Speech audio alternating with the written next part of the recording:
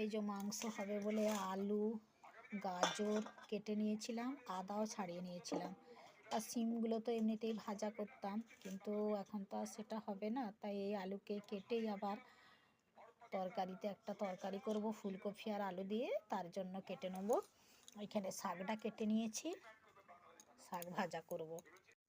মুগ ডালটা সেদ্ধ হয়ে গেছে, এবারে ফোড়ন দিয়ে নেব।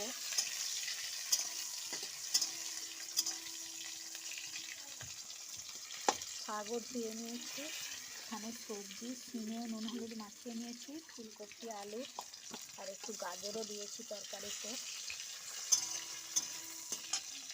টমেটোটা ভাজা ভাজা হয়ে গেছে, দিয়ে দিচ্ছি আদা, ধনিয়া পাতাটা দিয়ে দিই।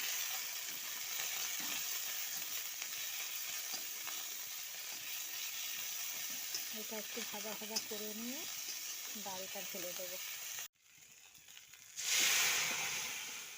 আজকে মুগ ডাল করলাম, একটু ঘি দেবো নামানোর আগে, ঘি আর একটু গরম মশলা।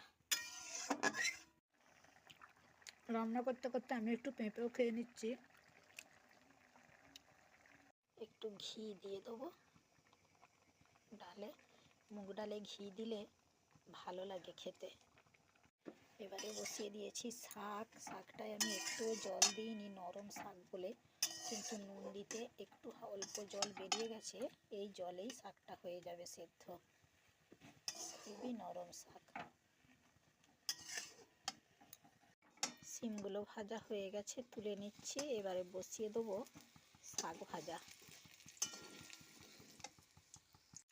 ফুলকপি গাজর আলুটা কষা হয়ে গেছে, জল ঢেলে দেবো। এটা আমি হলুদ গুঁড়ো দিইনি, যেহেতু পোস্ত দেবো তাই হলুদ গুঁড়ো দিইনি, নুন আর লঙ্কা গুঁড়ো একটু দিয়েছি। দিয়ে দিচ্ছি এবারে জল।